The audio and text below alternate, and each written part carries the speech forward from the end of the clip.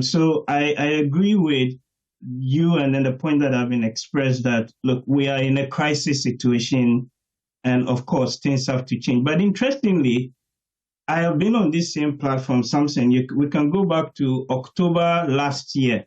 I think it was the 12th or the 10th of October last year in the lead up to the election when Galamsey became a hot or a topical issue.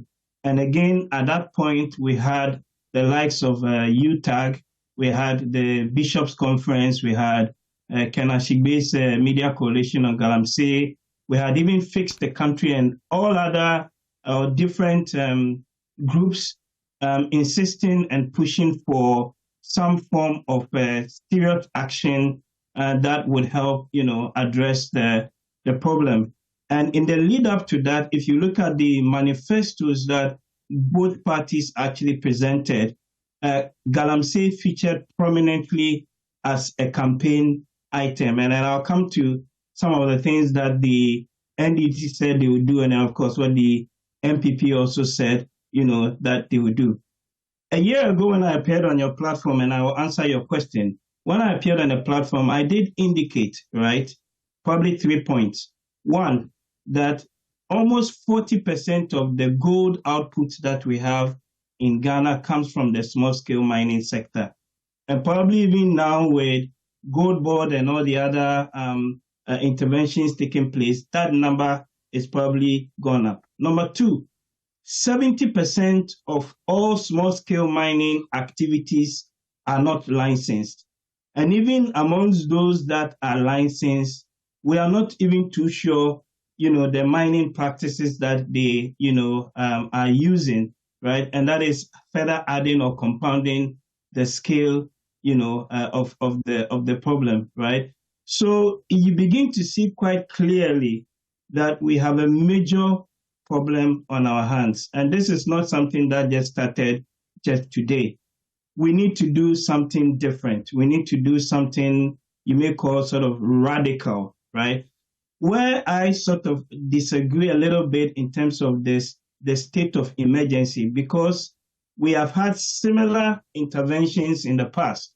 Dennis and the likes talk about Operation Vanguard. We've had Operation Halt, where you had these militarized sweeps into different mining enclaves, different mining sites.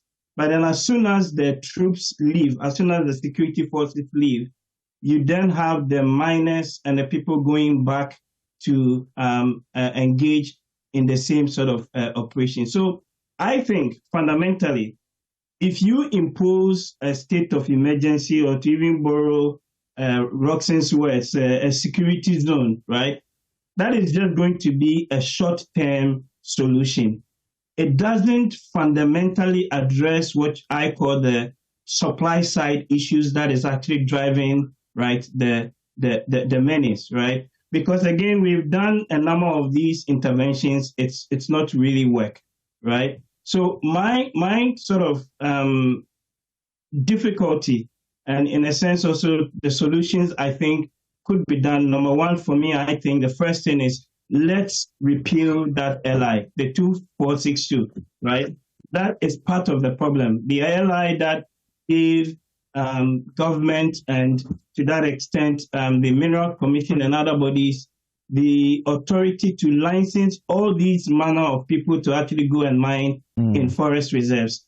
That is unconditional. That is something that even when the NDC was campaigning in opposition, they made statements to the effect that when they come into power, they will repeal that. It is 9 months down the line, and we need to see some action related to that. Yeah, Number very two, surprisingly, surprisingly, they did a 360-degree, turnover, and decided not to repeal it, but rather amend it. In the MPP administration, in the dying days of the administration, they had started the process to repeal that law because of the pressure that was coming from the public. It is now that the government is now yielding to the pressure to repeal that act. So then let's keep up the pressure, because yes, you're right. I know in the last days they tabled that to to Parliament, and then when the new government came, not much was done on that. But for me, it's absolutely imperative. This is a low-hanging fruit, both in terms of the signaling and showing that really we are serious about addressing this problem.